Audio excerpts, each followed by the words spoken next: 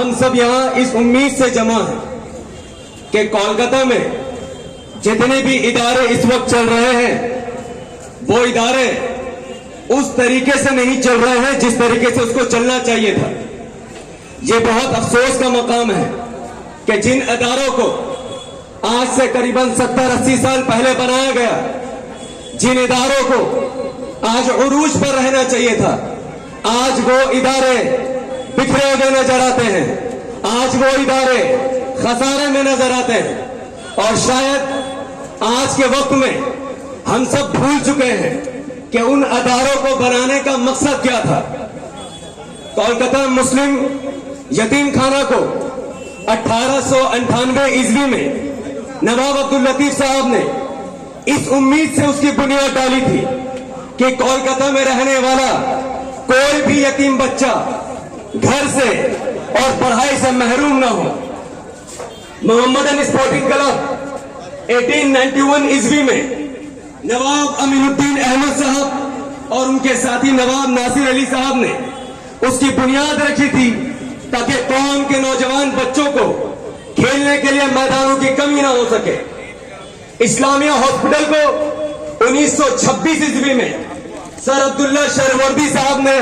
اس کی بنیاد رکھی تھی اس امید سے کہ کسی بھی غریب کی موت علاج نہ ہونے کی وجہ سے نہ ہو سکے بلکہ اس کو علاج مل سکے. اسی طریقے سے 1905 عیسوی میں انجمن مفید الاسلام کو قائم کیا گیا کہ کوئی بھی لاش لاوارث نہ ہو، اچھے سے سب کا انتم سنسکار اور تدفین کا کام کیا جائے. لیکن ان 4 اداروں میں ہم دیکھتے ہیں کہ آج یہ نقصان میں چل رہے ہیں. اگر میں کمی کو جڑانے بیٹھوں اور ایک خاص ویکتی کی اگر بات کروں تو اس سے معاملہ حل نہیں ہوگا. سوال صرف اتنا ہے کہ اتنے سالوں سے ان اداروں کو جو ذمہ داران تھے، کیا انہوں نے واقعی میں سچے دل اور خلوص کے نیت سے، ایک اللہ کو راضی کرنے کی نیت سے ان اداروں کو چلایا ہے؟ میں یہ نہیں کہتا کہ ان اداروں میں آپ نے گھپلے گھوٹالے کیے، میں نہیں جانتا، لیکن یاد رکھیے ان اداروں میں اگر آپ نے ایک پیسہ بھی ان اداروں کا اپنے پیٹ میں اور اپنے بچوں کے پیٹ میں بھرا ہے تو رب کعبہ کی قسم آپ نے اپنے پیٹ اور اپنے بچوں کے پیٹوں میں کوئی پیسہ نہیں، کوئی اناج نہیں، بلکہ جہنم کا آگ بھرا. کیونکہ ان اداروں کا مقصد تھا غریبوں کا علاج ہو، غریبوں کو تعلیم دی جا سکے، غریبوں کی پرورش کی جا سکے، ایک غریب کھیل کود کر اپنا نام روشن کر سکے. اور جن لوگوں نے ان اداروں کو برباد کیا ہے ان کا معاملہ صرف دنیا تک نہیں رکے گا، انہوں نے اپنے پیر میں اتنی بڑی کلہاڑی ماری ہے کہ یہ معاملہ سیدھے آخرت میں جا کر جڑے گا اور اللہ کے سامنے آپ کو حساب دینا ہوگا کہ ان اداروں کو چلانے کی ذمہ داری، جو عہدہ آپ کو ملا ہے وہ اللہ کی مرضی سے آپ کو ملا تھا، لیکن آپ نے ان عہدے کا غلط استعمال کیا ہے. اس کے اگر ہم سولوشن کی بات کریں تو ان اداروں میں جب تک قابلیت کی بنیاد پر لوگوں کو عہدے نہیں دیے جائیں گے، جب تک ان اداروں میں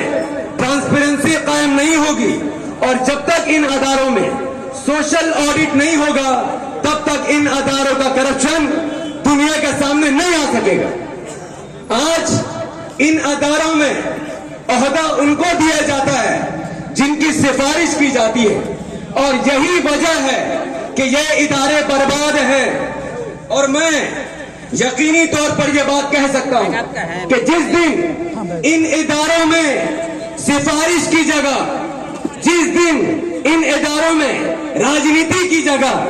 قابلیت کے بنیاد پر مینجمنٹ میں لوگوں کو حصہ بنایا جائے گا، اس دن رب کعبہ کی قسم یہ عمارت اور یہ ادارے جو آج پست حال ہیں وہ انشاءاللہ آپ کو عروج میں جاتے ہوئے دکھیں گے.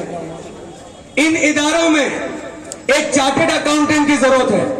ہر سال ان اداروں میں جتنے پیسے آتے ہیں وہ کہاں سے آتے ہیں، کہاں خرچ ہوتے ہیں، اس کا آڈٹ ایک چارٹرڈ اکاؤنٹنٹ سے کروانا ہوگا اور وہ چارٹرڈ اکاؤنٹنٹ اس کا لنک کسی بھی مینجمنٹ سے نہیں ہونا چاہیے. تب جا کر ہمیں پتہ چلے گا کہ کتنے پیسے ان ادارے میں آئے ہیں اور کتنے پیسے ان ادارے میں خرچ ہوئے. اور ہر مہینے सोशल ऑडिट करवाना होगा। ऐसे नौजवान लोगों को इन इदारों के मैनेजमेंट में आपको दाखिल करना होगा जो लोग सोशल मीडिया के माहिर हैं। आप हर महीने उनको हिसाब देंगे और वो हिसाब व्हाट्सएप, फेसबुक, इंस्टाग्राम और दीगर सोशल मीडिया के प्लेटफॉर्म पर अपलोड होगी, ताकि आज जो जनता, ये आवाम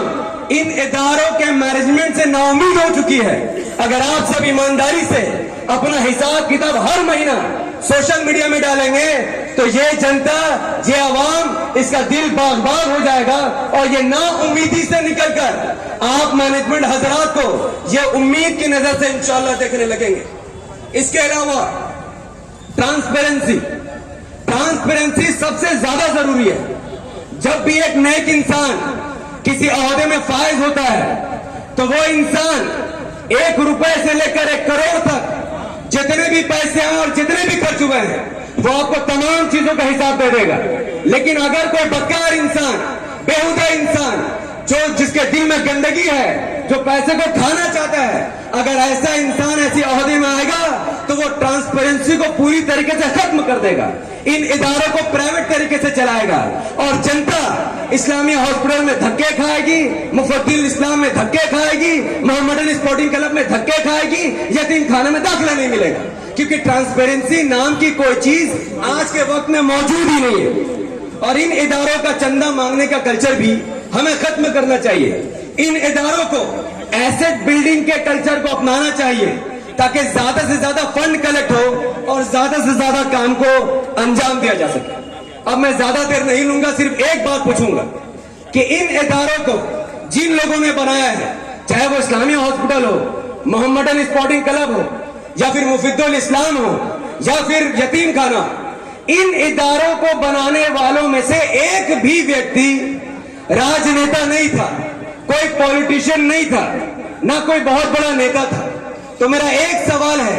अगर इदारों को बनाने वाले कोई राजनेता और पॉलिटिशियन नहीं है तो इरादा चलाने वाले पॉलिटिशियन क्यों हैं? ये सवाल मैं आपके सामने रखकर जाता हूं।